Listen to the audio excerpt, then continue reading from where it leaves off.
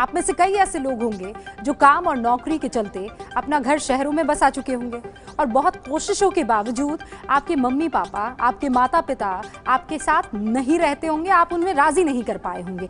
बड़ी वजह यह होगी कि उनसे उनका घर बार नहीं छूटता है, वो वहीं पर सुकून और सुरक्षित महसूस करते हैं।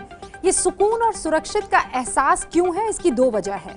अपनी जड़ों से उनका मजबूत लगाव है और उन बड़े और खुले मकानों की मजबूती भी बहुत है।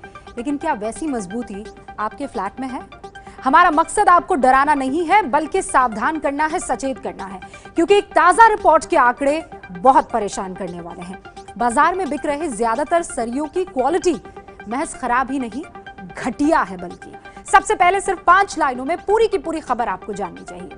देश के 26 बड़े ब्रांड्स में से 18 ब्रांड्स के सरिये लैब टेस्ट में फेल हो गए हैं। Think tank first construction council इस्पात मंत्रालय से शिकायत करके कंपनियों के खिलाफ कड़े कदम उठाने की सिफारिश करेगी। इस रिपोर्ट के बाद देश का लगभग 6 खरब रुपयों का इंफ्रास्ट्रक्चर निवेश खतरे में आ गया है।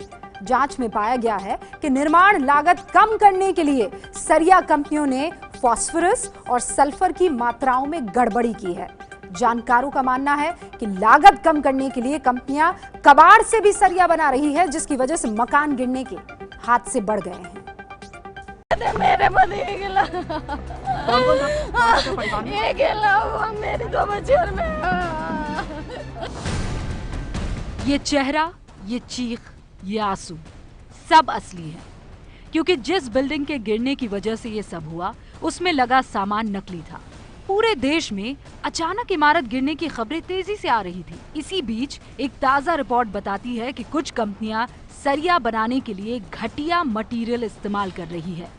बिल्डिंग क्षेत्र की think tank first construction council ने सरकारी और निजी दोनों की 26 कंपनियों के नमूनों को टेस्ट के लिए भेजा। 26 में से 18 कंपनियों का सरिया खराब पाया गया। कई ब्रांड्स के 8 mm, 16 mm और 25 mm के सरिया में रासायनिक गड़बड़ी थी। फेल हुए सरियों में फास्फोरस और सल्फर की मात्रा ज्यादा थी। टेस्ट में फेल सरिया सीलन में तेजी से जंग पकड़ता है, जिससे बिल्डिंग कमजोर होकर गिर जाती है। हमने 66 सैंपल्स मार्केट से उठाए और श्रीराम लेबोरेटरीज में हमने उनको दिया। जब हमें रिजल्ट आए तो हमें हैरानी, काफ़ी शॉक लगा कि 26 ब्रांड जो दिए थे हमने, उनमें से 18 ब्रांड में फास्फोरस और सल्फर का कंटेंट बहुत ज़्यादा हाई था। सबसे बड़ी मुश्किल है कि ऐसे कई हजार टन खराब सरिया मार्केट में मौजूद है। कितनों का तो इस्तेमाल हो चुका है। अब उसको रोकना सबसे बड़ी चुनौती है। जिन कंपनियों पर सवाल है वो मामूली सी बचत के लिए लाखों करोड़ों जिंदगी दांव पर लगा देती हैं। बिल्डर्स से इनकी डीलिंग होती है।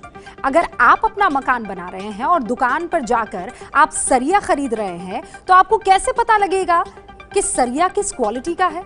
जब हमने आपको समस्या बताई है तो समाधान बताना भी हमारी जिम्मेदारी है, और इसीलिए अगली रिपोर्ट बहुत ध्यान से देखिए। आपकी उसी समस्या का समाधान इस रिपोर्ट में छुपा है।